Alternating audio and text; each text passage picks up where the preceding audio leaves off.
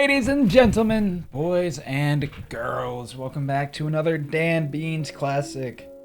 It is 81 degrees in my room right now, dude. Do not ever live in the equivalent of a storage room in a basement in the middle of summer. You will not have a good time, okay? That's what I've learned, that's for sure. Holy cow, it's so hot in here. And I'm tired from work. Ew, this is just horrible, guys. I'm not gonna lie with you. But I didn't stream yesterday because I was too tired and I just chose to sleep. Now I'm still tired, but I'm probably gonna stream tonight, hopefully. Anyways, finally have a day off tomorrow, which is sweet, which means I'll get to work on the first video on the main channel. Yes, sir. Yes, sir. You heard that right. I didn't really think about what I was going to talk about at work because high key, I was so tired. I don't know why, but this was the most miserable work shift I've had to work yet, and it was purely because I was so tired, dude. It makes no sense. I feel like no matter how much I sleep, it's never enough. But I guess we'll get to sleep nice and easy tonight, like a little baby boy, as I don't have to worry about waking up for work. Anyways, I woke up this morning to my cat bringing a bunny into my bed. That was not chill. The bunny was still alive too, which makes it even worse. So I brought it to my mother, and we're trying to nurse it back to health. It's not doing too good. Hopes aren't high, but we're giving it our best shot. I've always had animals. My mom is an animal lover. Animals have been a part of my life since I was born. Yeah, we've had everything. Any animal you can think of within reason, we've had. We've had emus, llamas, 1,500 different exotic birds, lizards, everything but snakes and spiders. And unless you count the spiders that like live in your house, but I think that's pushing it a little. So I have a real soft spot for animals. I nearly cried. I don't cry a lot, but animals are the one thing that always get to me. So I almost cried this morning because I was so sad. And I checked up on the bunny twice at work. I mean, I messaged my mom to check up on it, obviously. And it's stable. It's not really able to move still, but we're giving it liquid or fluids, nutrients, and we're hoping it's perked up a little, but I think its leg is just hurt. And if that's the case, we might have to take it to the vet.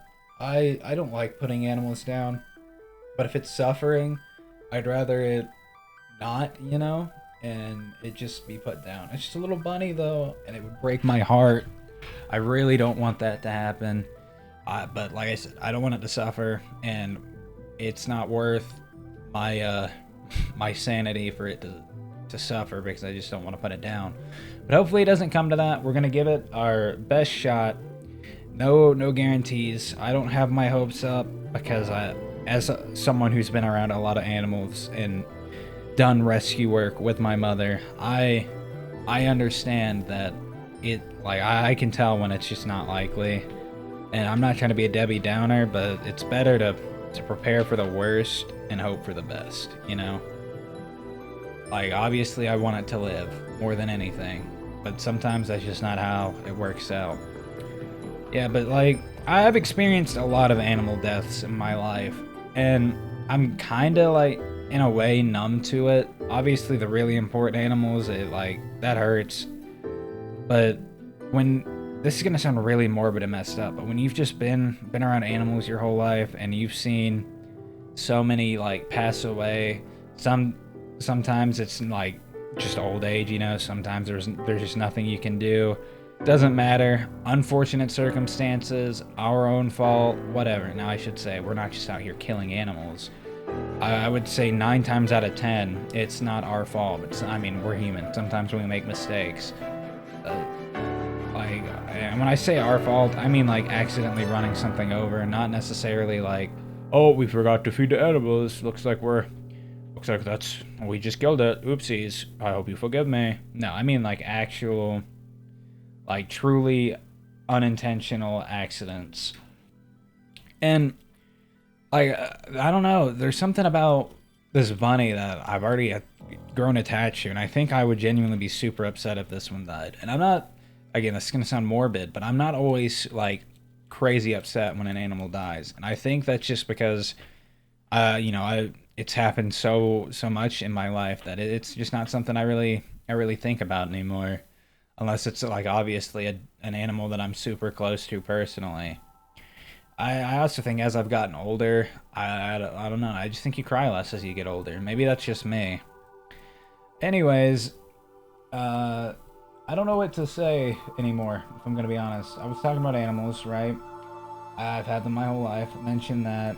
Oh yeah, we've had some insane animals though. Like, we we had emus, and those emus laid eggs, and then we had baby emus too. We've had like so much. My mom runs an animal rescue. She gets animals from that. We live in a small town, so anytime people find a like obscure animal, they're like, "Here, take it. We don't want it. You nurse it back to health." We've had a sugar glider before, just regular squirrels, raccoons. Like if it's not something that's like super crazy, we've probably had it. I mean, we've had every type of exotic bird you can have, just because there was this one time where this guy, he was a hoarder, and he also hoarded animals, and he had a lot of birds. And at one point, our basement was filled like entirely with exotic birds. I'm talking Harlequin macaws. I don't remember if it's the I don't remember the name, but it's the blue and gold macaw that's endangered, if I'm not mistaken. Green wing macaws, scarlet macaw. Like, yeah, we had it. Quaker parrots, conures, all the birds you could reasonably get at like a pet store, or a place where you get birds. I don't know what that'd be called. Aviary beats me. But we had them, and I think my mic got really quiet for no reason right there. I apologize for that. I'm kind of spinning in my chair. I'm bored, and I thought I'd be able to talk about animals longer. I'm not gonna lie, it's such a big part of my life, and maybe that's just me needing to get better at talking about things for an extended period of time. I think I'm a very like straight to the point kind of guy. And in content creation, that is definitely a negative. You kind of want to talk with some extra fluff and unnecessary little tidbits, and I think that's the part I haven't mastered. But hey, you know what I always say? That's why we practice, folks. Practice makes perfect, or perfect practice makes perfect. Because if you practice something wrong, then obviously you're gonna perform it the wrong way. And I hope this is good practice. I'd like to think so. I'd like to think I've already gotten significantly better, but we'll see when I stream if we see any noticeable results. Yeah, that's. I have plenty of animal stories, honestly. I just don't really know how to pivot. I think that's what I'm struggling with. It's pivoting, because I have enough animal stories to talk for an hour and a half, even like with being straight to the point. So I guess I'll just start talking about one. Back in elementary school, me and my older brother used to, when our emu laid eggs, we used to really like messing with them because they get super angry. They chase you away. So what we would do is we'd walk up to the nest, make them angry, run down our hill, and then hide in this little ditch. It was like a World War I trench type of thing, and we would hide there. But one time, I run up because it's my turn. I go and bug the emu. It starts chasing us. I go to. It would usually stop chasing you about halfway down. This time, it did not stop. It was full speed running at me. And if you know anything about emus, they're fast. They're a lot faster than a like 9-year-old boy. That's for sure. I don't even think I was 9, because we moved to this house when I was 8. I was like 7, and it was sure outrunning me. And I literally had to dolphin dive into the ditch, and luckily it ran over.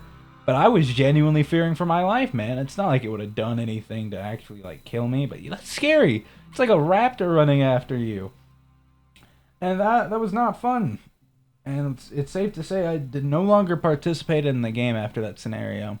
Anyways, that's my 10 minutes. I hope you all enjoyed another Dan Beans classic. See you tomorrow. Bye bye. Oh my goodness, where's the button?